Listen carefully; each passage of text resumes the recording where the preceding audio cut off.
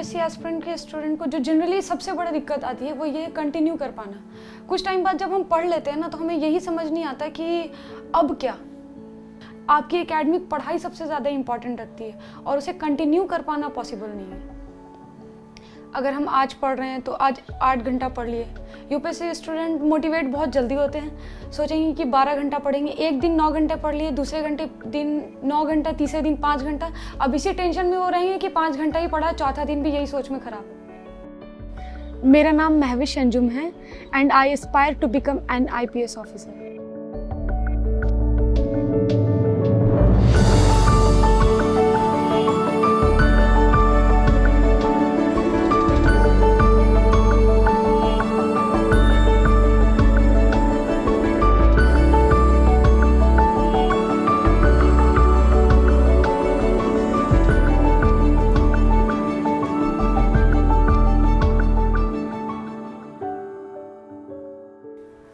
मेरा नाम महविश अंजुम है। घर में सारे लोग शिवा के नाम से बुलाते हैं और सारे फ्रेंड्स लोग भी।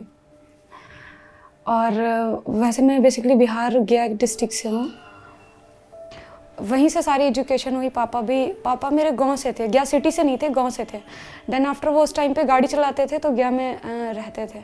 फिर मम्मी से शादी हो गई तो घर वर बनाने के लिए उस टाइम रेंट पे रहते थे, फिर घर वर बना लिया वहीं पे। तो जब मैं बहुत छोटी से ही थी, मतलब जनरली बेबी 9 मंथ में पैदा होते हैं और मैं 7 मंथ में पैदा हो गई थी, 6 महीने 1 वीक में। तो उस टाइम पे काफ़ी खर्च वर्च भी हुआ था उन लोगों का। फिर क्या हुआ कि एजुकेशन हम लोगों की ठीक ठाक चल रही थी। प्राइवेट स्कूल में हम लोग पढ़ा करते थे, तो 3 क्लास तक पढ़ा होगा। देन आफ्टर घर बनने लग गया, ज़मीन लिया नहीं, फिर घर बनने लग गया। तो 1 साल हम लोगों ने स्कूल ड्रॉप कर दिया, पूरा 1 साल। तो घर पे मेरे कज़न ब्रदर थे, याकूब भाई, फिर वो पढ़ाते थे हम लोगों को घर में। हम लोग दोनों बहन और 2 हमसे छोटे भाई, चारों के घर पे पढ़ते थे। फिर उसके बाद एक पास में ही लोकल स्कूल था, वहाँ पे हम लोग नहीं 2 साल फिर ऐसे ड्रॉप रही पढ़ाई। 2 साल के बाद वहाँ पे पास के एक रिलेटिव का स्कूल था, वहाँ पे नाम लिखवाया हमारा पढ़ने के लिए। तो हम लोगों ने वहाँ से 5 क्लास तक पढ़ा। तो एक इंस्टीट्यूट थी पास में, कोचिंग देती थी 10th क्लास के बच्चों को। तो उन्होंने कहा कि वहाँ आप सारे लोग मोहल्ले के जाते थे पढ़ने के लिए, तो हम लोग भी बोला कि हमें भी भेज दीजिए पढ़ने के लिए। वैसे भी मैथ बहुत वीक है हम लोग का, फिजिक्स केमिस्ट्री तो समझ ही नहीं आ रही है कुछ भी, क्योंकि 7th 8th से ही बेस होता है। देन आफ्टर एक सर थे, उनसे बात हुआ तो वो घर पे आने लगे पढ़ाने के लिए। वो आते थे पढ़ाने के लिए, सो जाते थे और हम डर से कुछ नहीं बोलते थे कि कुछ बोलते तो बोलते फार्मूला सुनाओ, ये सुनाओ, वो सुनाओ, इसलिए हम भी कुछ नहीं बोलते थे। इसी तरीके से पढ़ाई होती रही। 10th का एग्ज़ाम दिया तो मैं पास कर गई और मेरे मम्मा भी साथ में एग्ज़ाम दे रहे थे, कज़न सिस्टर भी दे रही थी जो काफ़ी बड़ी थी और मेरी बहन भी दे रही थी। तीनों लोग फेल कर गए, मैं पास कर गई। तो फिर वो साथ में होता ना कि शौक, कॉलेज जाएंगे अब नहीं, स्कूल का टेंशन नहीं पालना, अब दोबारा 10th नहीं देंगे। मम्मी ने कहा सबके साथ में फिर से 10th दे लो। मैंने बोला नहीं, अब कॉलेज में एडमिशन लेंगे। कॉलेज में एडमिशन लेके पूरा टाइम मूवीज सीरीज़, पूरा टाइम मूवीज़ और सीरीज़, 11th क्लास। तो फिर एक दिन बहुत चिल्ला चिल्ली की मम्मी ने घर पे बैठ करके, फिर कहा इंग्लिश सीख लो, इंग्लिश स्पोकन क्लास सीख लो। तो मेरी बहन 10th का क्लास लेने जाती थी, उसका फिर जब फेल कर गई ना तो फिर कोचिंग में नाम लिखवा दिया दूसरे। तो फिर वहाँ जाने लग गई, तो उन्होंने बोला कि यहाँ चले जाओ। तो मैं 1 दिन गई वहाँ पढ़ने के लिए, फिर 4 दिन एब्सेंट, फिर 1 दिन गई। जब घर पे बहुत सारी बात सुनने को मिली तो फिर 1 दिन गई पढ़ने के लिए। फिर जब पढ़ने के लिए वहाँ गई तो वहाँ मुझे एक सर मिले जो यूपीएससी की प्रिपरेशन कर रहे थे दिल्ली मुखर्जी नगर से। तो फिर गया तो उन्होंने बोला कि ग्रेजुएशन में हो, 12th में हो। तो मैं बहुत छोटी थी, तो उन्होंने बोला 8th क्लास में हो, झूठ मत बोलो। मैंने बोला नहीं, मैं सच में 12th में हूँ और मैंने एडमिशन लिया है मिर्ज़ा गालिब कॉलेज से। तो फिर उन्हें वो बताने लग गए कि, मैंने बोला आप कहाँ से आते हो। मुझे वो पहले वहाँ पे पढ़ाते थे 10th के बच्चों को, तो मिलने आए हुए थे और सुनते थे कि वो बहुत मारते हैं सबको। इसी वजह से मैं 4 दिन एब्सेंट हो गई थी। लेकिन जब वो आके बैठे तो मुझे पता नहीं था कि वो वही सर है। मैं नॉर्मली आराम से कूल होकर उनसे बात कर रही थी। उन्होंने बोला कि मैं दिल्ली में प्रिपरेशन करता हूँ और ऐसे ऐसे पढ़ाई करता हूँ। तो उस दिन मुझे पता चला कि इस पोस्ट भी ऐसी कुछ होती है और ऐसे अधिकारी भी हैं जो गया में काम कर रहे हैं।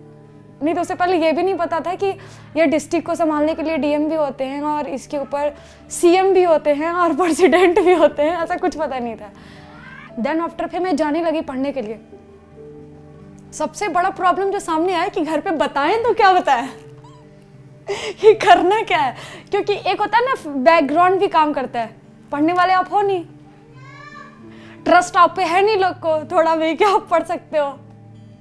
तो पढ़ना शुरू किया, डेली कोचिंग आना। अब उन्होंने पढ़ाना शुरू किया तो 11 बजे से 3 बजे 4 बजे तक पढ़ाने लग गए खींच खींच के, क्योंकि यूपीएससी की क्लासेस 4-5 घंटे ही चलती है। अब जो जितना वो दिल्ली से पढ़ के गए थे उतना वो पढ़ाते थे। तो घर वाले परेशान कि ऐसी कौन सी कोचिंग है जो 4 घंटे चलती है, करती क्या रहती है। तो पापा तो सबसे पहले फ्रस्ट्रेटेड हो गए ये देख के, पापा छुट्टी पे आए हुए थे, तो कि सोता हूँ तो देखता हूँ ये पढ़ रही, उठता हूँ तो देखता हूँ पढ़ रही, पागल पागल हो गई है क्या ये। सारे घर वाले परेशान, मतलब इंटरेस्ट आने लग गया पढ़ने में और तभी पढ़ना शुरू कर दिया। देन आफ्टर फिर बोला कि ना यूपीएससी की तैयारी करनी है। घर में तो ऐसा लग गया जैसे कोई मर गया है। बोले कि हमारे यहाँ पे टीचर बन लो, डॉक्टर बन लो, लेकिन ये सब चीज़ नहीं चलेगा। फिर मैंने बोला नहीं, पढ़ाई चाहिए होती है, करूँगी। फिर उन्होंने सर को बुलाया, बात की, बोले हम अपनी बेटी को कोचिंग में नहीं भेजेंगे, बात साफ साफ। लेकिन उनका क्या था कि वो यूपीएससी क्लासेस करके गए थे तो उन्हें रिवीजन करने के लिए कोई स्टूडेंट चाहिए था जिससे पढ़ाते हुए अपना रिवीजन कर पाए। हर इंसान अपना बेनिफिट देखता है। तो उन्होंने बोला कोई बात नहीं, मैं घर पे आके पढ़ा दूंगा। तो फिर वो घर पे आके पढ़ाने लग गया। देन आफ्टर फिर वो दिल्ली आ गया। तो मैंने बोला मुझे भी दिल्ली जाना है।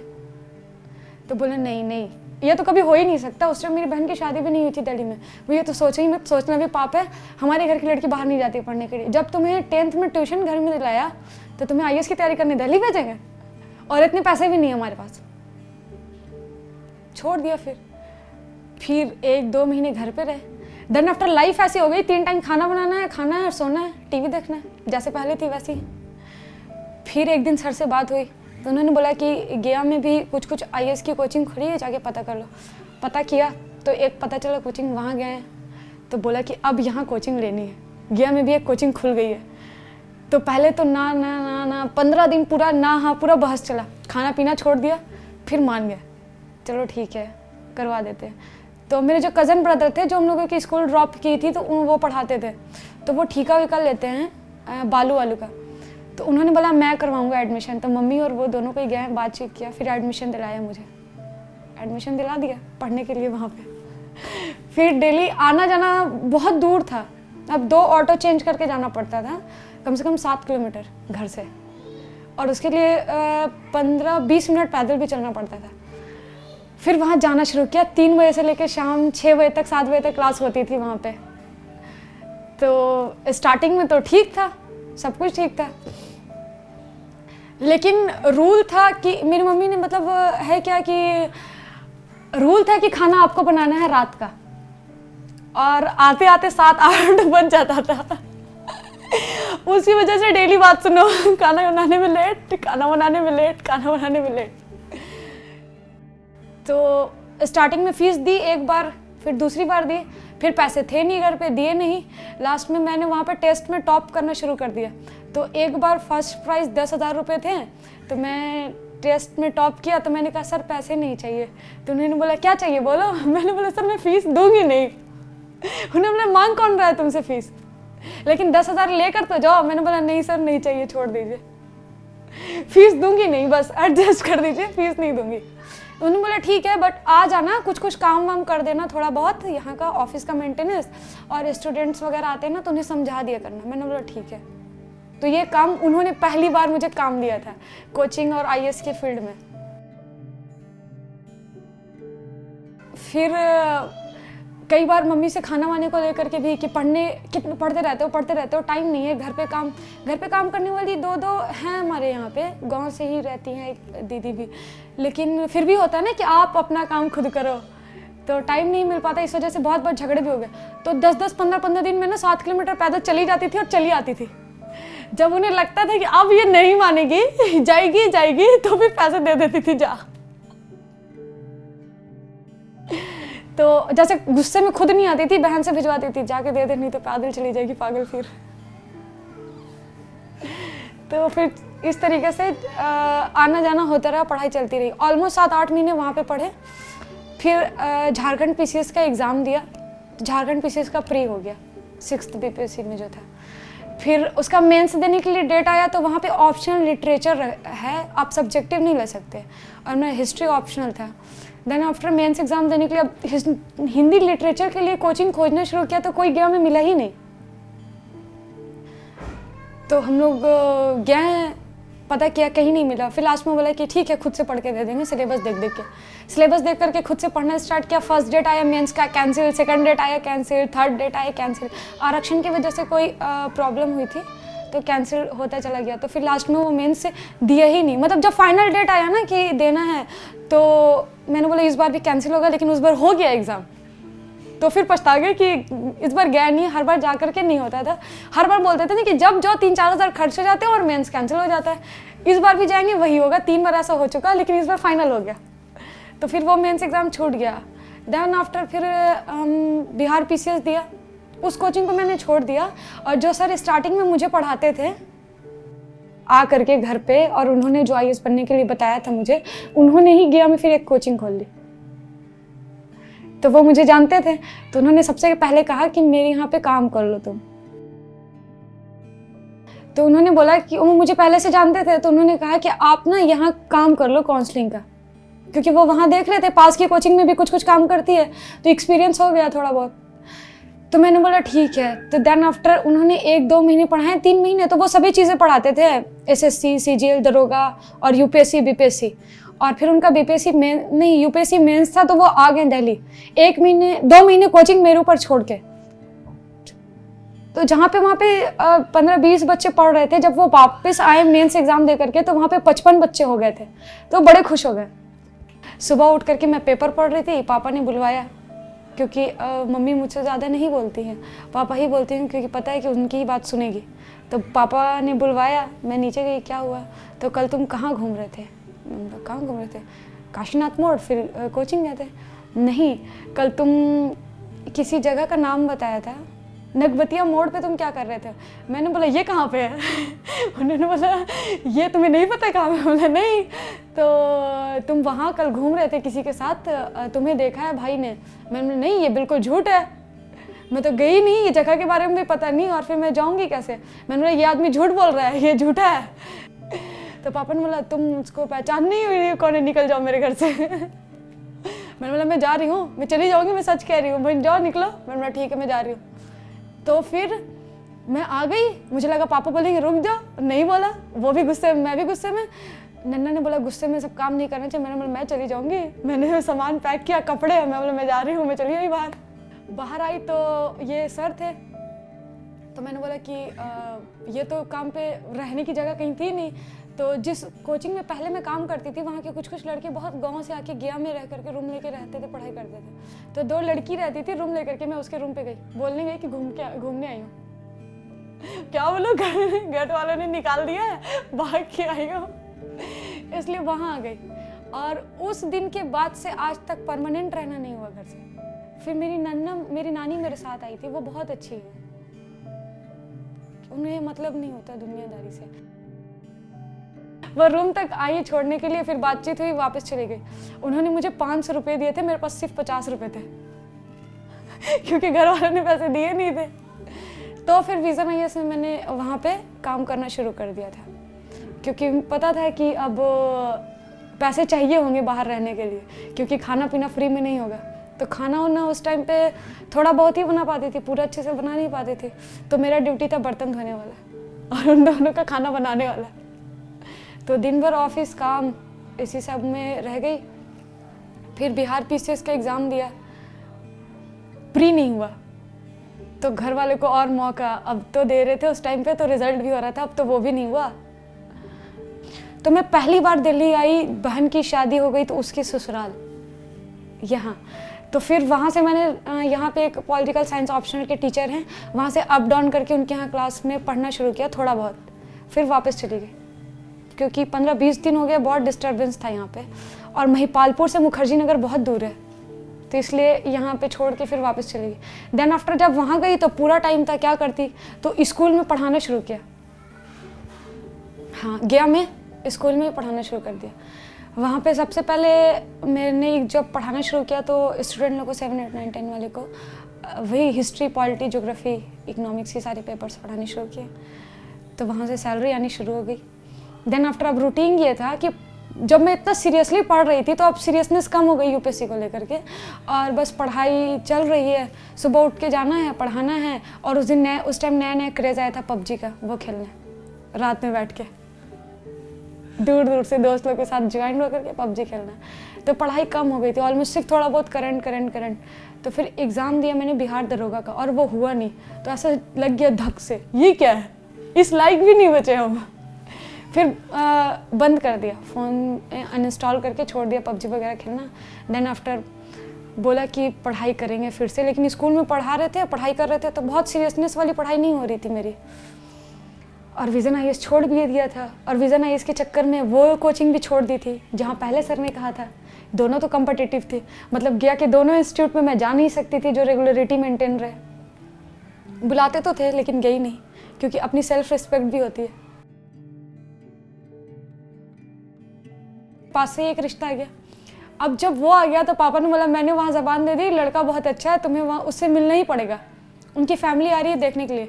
मैंने बोला यही एक मौका है, पढ़ाई रेगुलरिटी से हो नहीं रही, दिल्ली जाना है। तो मैंने बोल दिया कि मैं तभी जाऊँगी, मिलूँगी जब मुझे दिल्ली जाना होगा। पापा को स्टार्टिंग में लगा पैसे वैसे हैं नहीं इसके पास, तो ये जाएगी नहीं। तो मैंने बोला कि नहीं मैं जाऊँगी। उन्होंने बोला ठीक है मैं पैसे नहीं दूँगा, तू चली जाएगी। मैंने कैफ़े वाले को फ़ोन किया, बोला नेक्स्ट डे की टिकट बना दे। उसने बोला नहीं मिल रही। मैंने बोला उसके नेक्स्ट डे की बना दे, लेकिन 2-3 दिन जहाँ रुक जाऊँगी घर वाले मना लेंगे। तो उसी टाइम पे उसने टिकट बना के मुझे भेज दी। तो बात नहीं की घर में, किसी ने बात नहीं की उस टाइम पे। और मेरे मामू ने मुझे 2 थप्पड़ खींच के भी मारा था तो दिल्ली जा रही है? हाँ। फिर बहन थी छोटी वाली, बहुत रोने लग गई। मैंने बोला जाने दे जाने दे, ज़िंदगी बर्बाद है कि जाने दे। फिर साथ में आई मेरी एक फ्रेंड थी साबरा, वहाँ पे वो आई ट्रेन तक छोड़ने के लिए। शादाब भाई आया छोड़ने के लिए। ट्रेन में आ गए, मतलब सबको ऐसा बन के दिखा रही ना मैं बहुत स्ट्रांग हूँ, जा रही हूँ। लेकिन अब ट्रेन में बैठ के बहुत रोना है, पूरा टाइम बैठ के पूरा ट्रेन रोया कि अब पता नहीं क्या होगा। और मुझे स्कूल से सैलरी मिली थी तो 20,000 रुपये मेरे पास थे टिकट विकेट बनवाने के बाद। वही 20,000 रुपये लेके दिल्ली आई थी।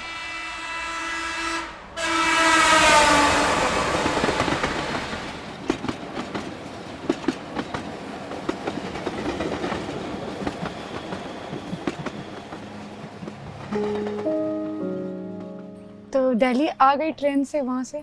देन आफ्टर जब यहाँ आई तो ये समझ ही नहीं आया कि लोग रहते कहाँ हैं। सबसे बड़ा प्रॉब्लम तो ये था यहाँ रहने का। और वहाँ पे घर पे सबको क्या बोला कि मैंने सब कुछ देख लिया दिल्ली में रहने का, लेकिन सच्चाई तो ये थी पता ही नहीं रहना कहाँ और जाना कहाँ है। फिर यहाँ आई तो मेरे भाई लोग को 10th में ट्यूशन पढ़ाते थे स्कूल में। जिस स्कूल में मैंने पढ़ाना शुरू किया था उसे बहुत पहले वो पढ़ा भी चुके थे। यहाँ यूपीएससी की तैयारी करते थे सर एक, उनको मैंने कॉल किया, फिर वो आए। फिर आते आते तो 12-1 बज गया। अब कैसे होगा, मैंने बोला कोई भी एक रूम खोज दो। फिर उन्होंने एक रूम खोज दिया। फिर वहाँ मैं गई, सामान कुछ लिया, फिर वहीं शिफ्ट हो गई। देन आफ्टर उस दिन रात में तो नींद ही नहीं आई, और घर से हर 10 मिनट के बाद वीडियो कॉल आ रही थी कि है कहाँ हो मम्मी पापा नहीं कर रहे, बस भाई बहन से करवा रहे थे फ़ोन कि कहाँ हो। फिर बात हुई, घर पे सो गई। फिर हुआ ये कि खाना बनाना और खाना खाना, ये सबसे बड़ी प्रॉब्लम है, क्योंकि खाना तो चाहिए इंसान को, और खाना बनाने के लिए गैस, बर्तन और इन सब चीज़ के लिए कम से कम 10,000 रुपये चाहिए। और पास में बचे थे 15,000 रुपये, और वो 10,000 लगा दे तो दिल्ली में आगे रहना। फिर उस दौरान गूगल पे हर एक वेबसाइट पे जॉब के लिए छान मार दिया, कहीं भी तो मिल जाए जॉब। फिर हम लोग गए तो एक कॉलिंग डिपार्टमेंट में जॉब मिली। तो मतलब ये तो सही नहीं है, पढ़ाई पूरा ले लेगा, 10-11 घंटे की जॉब है, तो छोड़कर आ गए। फिर एक वीज़ा कंपनी में जॉब लगी डॉक्यूमेंट्स वेरिफिकेशन के लिए, फॉरेन स्टूडेंट को भेजते थे वीज़ा लगा करके। तो थोड़ी देर के लिए अच्छा लगा कि चलो फॉरेन खुद भी निकल सकते हैं, लेकिन 1 हफ्ता जाने के बाद समझ आई कि बहुत टेक्निकल और बहुत प्रॉब्लम है, मिनिस्ट्री बार दौड़ना पड़ जाएगा, पढ़ाई हो नहीं पाएगी, बहुत ज़्यादा थक जाएंगे। 12 खंबा रोड में था, राजीव चौक के पास। फिर वो भी मना कर दिया। एक दवा कंपनी में जॉब लगी जहाँ झूठ बोल के दवा बेचना था, तो वो ना इथिक्स अलाउ ही नहीं कर रहा था कि ये काम करे। फिर आ गए तो रजनी सर के यहाँ पे वो पढ़ाई करते थे सर, उन्होंने कहा कि चलो उनका नया ऑफिस खुला है वहाँ देख लो, एक बार ट्राई कर लो। देन आफ्टर वो गए तो उन्होंने कहा कि आपके यहाँ को काउंसलर की ज़रूरत है, तो ये लड़की है बिहार से आई है। तो उन्होंने बोला बिहार से आई है, तो सर भी बिहार से हैं, तो उन्होंने बुला लिया मिलने के लिए। देन आफ्टर आधा 1 घंटे बात की कि प्रिपरेशन क्या है। जनरली जो यूपीएससी एस्पिरेंट होते हैं उन्हें नॉलेज होती है सिलेबस वगैरह की अच्छे से, और जो काउंसलर होते हैं उन्हें सिलेबस बहुत अच्छे से पता होना चाहिए ताकि आप सामने बैठे हुए बच्चे को बता पाएँ। उन्होंने चेक किया। देन आफ्टर उन्होंने कहा कि ठीक है, लेकिन तुम मुझे 10 पॉइंट बताओगे लिख करके। उन्होंने ब्रोशर दिया कि ये हमारा इंस्टीट्यूट है, कि इसमें क्या खासियत है और क्या ऐड ऑन करना चाहिए।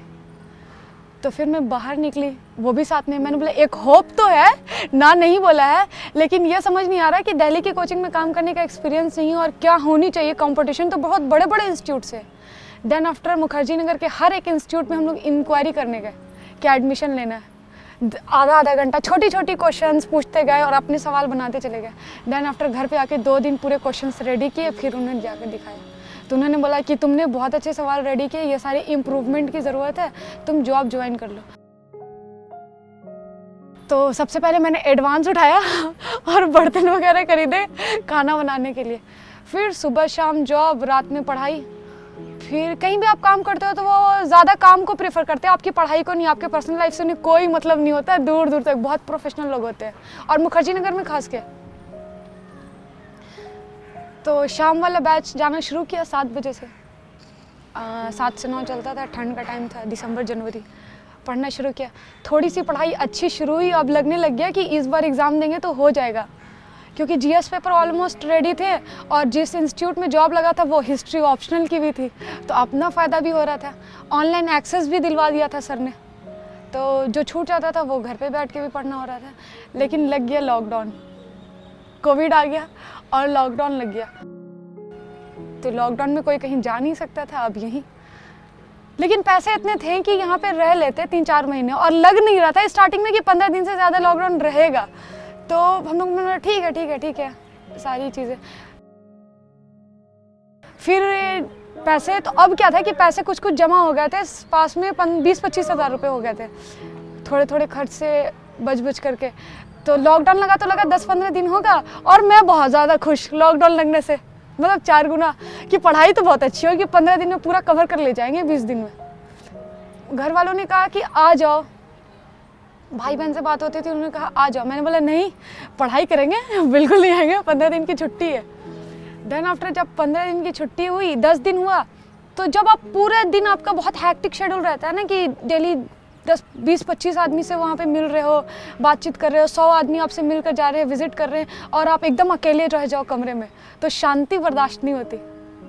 फिर वो बहुत ज़्यादा अकेलापन, फिर पढ़ने लग गई। देन आफ्टर क्या हुआ कि रात, उस टाइम पे सफाई बहुत करने लग गई थी। पूरे लॉकडाउन में लगता है लोग ने यही काम किया था, सफाई और खाना, सफाई और खाना बहुत सारे कपड़े धोए और सो गई। सुबह उठी तो पता चला कि रूम पे चोरी हो गई है लॉकडाउन के दौरान। जैसे सोकर थक गई थी काफ़ी ज़्यादा, सो गई। सोकर उठी तो देखा कि गेट खुला हुआ है, तो मैंने बोला मैं क्या गेट खुला रख के सो गई थी? नहीं, बंद तो किया था। देन आफ्टर देखने के लिए मोबाइल में, घड़ी कभी रूम में नहीं रखती, क्योंकि क्या होता है जब जॉब आप करते हो और आपके सामने घड़ी होती है, लेट नाइट तक आप जग करके पढ़ाई करते हो, तो ऐसे दिखते हो 1 बज गया, सुबह ऑफिस जाना है, सो जाओ सो जाओ। तो इस वजह से घड़ी नहीं रखती कभी कमरे में, हमेशा फ़ोन पे ही घड़ी टाइम देख लिया करती। तो क्या हुआ कि जब सोकर उठी देखा गेट खुला है, और मोबाइल ढूंढ रही हूँ टाइम देखने के लिए, तो वो है नहीं, चार्जर बस लगा हुआ है। मुझे लगा शायद किसी ने बदमाशी की है और फ़ोन वोन लेकर चले गए। नीचे लड़कियां लोग रहती थी, और भी नीचे गई, देखा सारे लोग सोए हुए हैं। फिर मैंने देखा वॉलेट रखा हुआ था टेबल पे, वॉलेट रखा हुआ था, वो भी नहीं है। वॉलेट में 3-4 हज़ार रुपये थे, वो भी नहीं है। कुछ ज्वेलरी थी जो डेली यूज़ में घर से पहनती थी, चेन लॉकेट्स वगैरह, वो भी नहीं है। फ़ोन भी नहीं है, एटीएम कार्ड भी नहीं है। बैग में जो था वो सारे चले गए। देन आफ्टर मेरे पास 6 रुपये टेबल पे रखे हुए थे, वही बचे पैसे। इसके अलावा 1 रुपये पैसे नहीं थे, और जो पैसे थे 1000 रुपये वो मोबाइल के कवर में ही रखे हुए थे, वो भी चले गए साथ में।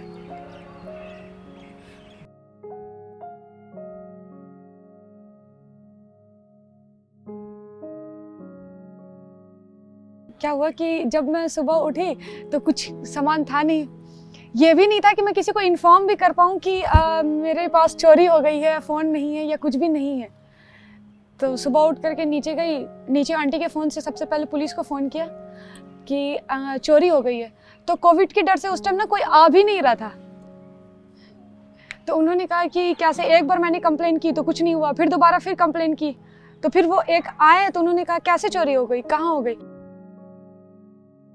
तो फिर उन्होंने आए, चेक वेक किया, देन आफ्टर वापस चले गए। तो उस टाइम पे नीचे जो आंटी जिनके यहाँ रेंट पे रह रही थी, उन्होंने मुझे रखा, खाना वाना खिलाया पूरे टाइम। जो 1-2 महीने लॉकडाउन रहा, पूरे टाइम खाना वाना वही खिलाया, क्योंकि अकाउंट में पैसे थे लेकिन मैं निकाल नहीं सकती थी, निकालने के लिए कुछ था ही नहीं मेरे पास, ATM कार्ड्स वगैरह नहीं थे, और फिर मोबाइल भी नहीं थे। तो उनके मोबाइल शॉप की दुकान थी, तो उन्होंने मोबाइल ला कर दिया अपने शॉप से, रात में जाकर खोला, खोल के शॉप से मोबाइल ला कर दिया। उसी लॉकडाउन में सिम भी निकलवा करके दी कि घर पे बात कर सको। और मेन इम्पॉर्टेंट था कि मेरी क्लासेस चल रही थी, वो ब्लॉक्ड हो गई थी पूरी। उस तरीके से लॉकडाउन कटा। मैंने तो पूरा टाइम सोची थी, पहले खुश हो रही थी कि लॉकडाउन लगा क्यों, और फिर सोची थी लॉकडाउन हुआ क्यों। अब लगने लग गया मुझे घर जाना है। और जब मैं आ रही थी तो पूरा टाइम ट्रेन में यही सोची थी, 3-4 साल तो घर जाऊंगे नहीं, अब तो बन के ही जाना है, घर तो कभी नहीं जाना। घर वाले समझते क्या है। लेकिन फिर यहाँ पे रहने पे फील हो गया कि फैमिली ज़्यादा इंपॉर्टेंट है, क्योंकि जब अपने आसपास वाले लोगों को देखते हो जो कॉमन होती है घर पे रहने में, कि आप ऑफिस से आए हो या कहीं बाहर से आए हो तो लोग पानी ला कर दे देते हैं या फिर खाना ला कर दे देते हैं, या पूछ लेते हैं कि आपने खाना खाया है या खाओगे। लेकिन आप यहाँ कितने भी थक कर रहो, आपसे कोई नहीं पूछेगा कि आप पानी पियोगे, सोओगे, खाना खाओगे या नहीं। तो वो चीज़ें धीरे धीरे फील होने लगती है कि फैमिली इंपॉर्टेंट है लाइफ में बहुत ज़्यादा। फिर लॉकडाउन के दौरान ऐसे ही चलता रहा। लॉकडाउन खुल गया जून में तो मैं घर चली गई, दिल बिल्कुल नहीं लग रहा था, जॉब भी थे नहीं, पैसे थे नहीं, ATM कार्ड बनवाना था, तो घर गई। घर में किसी को बोला नहीं कि जॉब चली गई है, क्योंकि फिर वही टेंशन, फिर शादी कर लो, शादी कर लो, शादी कर लो। तो बताया नहीं किसी को जॉब चली गई। सबको बोला हाँ जॉब है और पैसे भी बहुत है, वो भी नहीं, क्योंकि पता था कि घर पे पैसे खर्च करने तो है नहीं।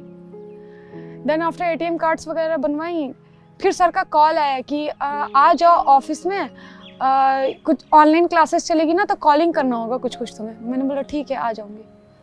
तो फिर मैं आ गई वापस यहाँ पे, और दिन भर फॉलोअप लेना, कॉलिंग करना, यही सब ऑफिस का काम था टेक्निकल। तो फिर बहुत जगह से, इस बीच में बहुत जगह से बुलाया गया कि आ जाइए जॉब के लिए, आ जाइए। लेकिन क्या होता है ना कि जहाँ हम काम करते हैं वहाँ अटैच्ड हो जाते हैं, और उनकी फैमिली से, फैमिली की नीड थी, और सर के घर पे जाके काम करना था, उनके 2 बच्चे थे, तो अटैच्ड बहुत ज़्यादा हो गए थे। तो दीदी दीदी बोलते रहते थे, तो मन नहीं करता था कहीं भी जाने। मतलब पैसे एक टाइम के बाद इम्पोर्टेंट नहीं रहे, मायने नहीं रखते, बस अपना काम चल रहा है, हम यहाँ पढ़ने आए हैं तो पढ़ाई का भी अच्छा टाइम मिल रहा है और अपना काम भी होता चल रहा है, तो पैसे नहीं चाहिए, तो चल रही थी। सियांत IAS में यही पूरा काम किया 1 साल। देन आफ्टर सर अनअकैडमी के साथ जुड़ गए और सियांत IAS को बंद कर दिया।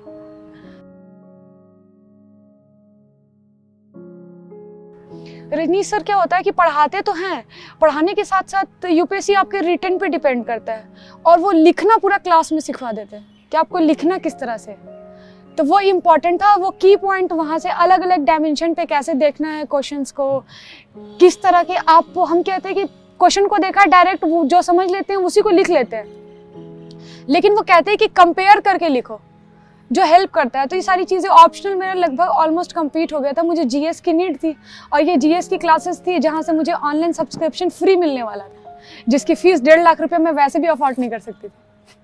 देन आफ्टर मैंने ज्वाइन कर लिया यहाँ पे और पढ़ना शुरू कर दिया। इसी तरीके से पढ़ाई चल रही है, जॉब पढ़ाई, जॉब पढ़ाई। अब 2022 का रिजल्ट देना, मतलब एग्ज़ाम देना है। बीच में प्रीलिम्स देने गई थी बिहार PCS का, तो उसका प्री हुआ, मेंस लिखा, फाइनल रिजल्ट नहीं आया, अभी रिजल्ट वेटिंग में। अगर हो जाएगा तो फिर इंटरव्यू होगा। 4 बार एग्ज़ाम दिया है स्टेट PCS का, जिसमें 1 बार झारखंड PCS का दिया था, प्री हुआ। देन 2 बार बिहार PCS का प्री हुआ, 1 बार मेंस लिखा है, रिजल्ट अभी वेटिंग में है, पता नहीं क्या होगा। देन आफ्टर इस बार यूपीएससी में बैठेंगे, क्योंकि मैं नहीं चाह रही थी कि मैं अपना अटैम्प्ट ख़राब करूं। जब पूरी लग जाए कि हाँ मेरी प्रिपरेशन हो गई है, सारे सब्जेक्ट्स रेडी हैं, ऑप्शन रेडी है, देन आफ्टर बैठूं। होना ना होना तो आपके लक के ऊपर भी डिपेंड करता है। यूपीएससी 100% लेबोरियस स्टूडेंट का भी नहीं होती है। आपके क्वेश्चन में फेवर हैं या नहीं है, या आपका उस टाइम प्रेजेंस ऑफ माइंड क्या था, इस पर भी डिपेंड करता है। तो इस बार पूरी कोशिश में है कि इस बार बैठेंगे एग्ज़ाम में और देखिए आगे क्या। तो मैं जॉब करती हूँ और जनरली जॉब 8-9 घंटे की होती है। तो सुबह उठ जाती हूँ, सुबह उठ करके जनरली लेट से सोना होता है 2 बजे तक, तो लेट से ही उठना होता है 6-6:30 बजे। उठ के 7 बजे से लाइब्रेरी, 10 बजे तक वापस आती हूँ। 10:30 में ऑफिस आवर है मेरा, लेकिन 10 बजे आकर के रेडी वेडी होना, देन आफ्टर 11 बजे लेट से ही पहुँचती हूँ, आधे घंटे लोग मैनेज कर लेते हैं। और वहीं की क्लास भी अटेंड करती हूँ। सुबह मॉर्निंग में 9 से 11 एक बैच चलते हैं वहाँ पे स्टेट स्पेशल, उसके लिए, ताकि कुछ स्टेट की भी प्रिपरेशन हो जाए। कभी कभी जॉब से एक पूरा दिन बहुत बिजी शेड्यूल होता है वहाँ पे, मतलब लोग बहुत सारे मिलने को आते हैं। देन आफ्टर 8 बजे तक कभी कभी छूटती हूँ, कभी थोड़ी और लेट होती है तो डायरेक्ट ऑफिस के ही कपड़े में डायरेक्ट लाइब्रेरी चले जाना, या फिर कभी पहले आती हूँ तो कपड़े चेंज करके फिर यहाँ करके खाना वाना खा करके 1 घंटे का ब्रेक ले करके, क्योंकि सुबह उठने के बाद लेटना नहीं होता है एक बार भी, लगातार कंटिन्यू 9-10 घंटे बैठना ही होता है। फिर आकर थोड़ा देर लेटे, या फिर लेटे लेटे ही लेक्चर अटेंड किया। कभी कभी लेटे लेटे ही लेक्चर अटेंड करते करते ही सो गए। 3-4 बजे उठे, देखा लेक्चर चल रहा, फिर बंद करके दोबारा सो गए। ऐसे चलती है डेली रूटीन।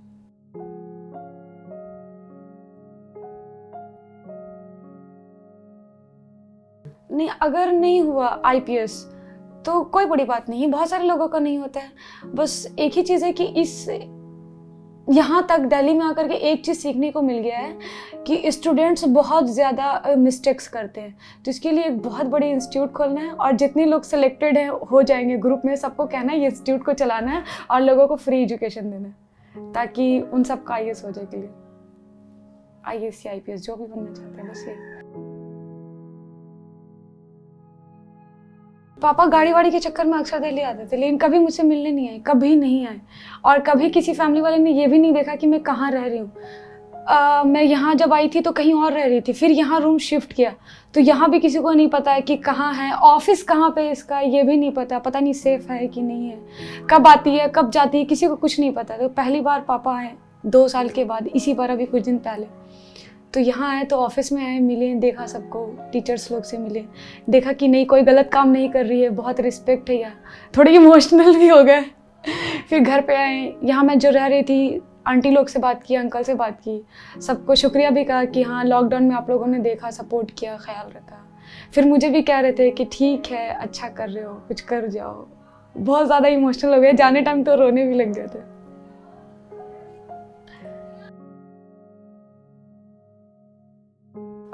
अभी लगता है यूपीएससी की प्रिपरेशन, लगता है कि बस अब हो जाती, अब तक तो हो ही जाती, जब जॉब ना करना होता या फिर सिर्फ स्टूडेंट्स होते पढ़ने वाले, फैमिली कहते कि हाँ तेरा हो जाएगा बस कर ले। तो ऐसा लगता है कि कोई ये कहने वाला होता है कि बस टेंशन मत ले, हो जाएगा, बस तू पढ़ ले, एक ही काम कर दे कि तू पढ़ ले, तेरा हो जाएगा। लेकिन वही नहीं होती, ना कोई बोलने वाला है ना ही कोई समझने वाला है, और हर बात आप घर वाले को बता भी नहीं सकते। ये दिक्कत है।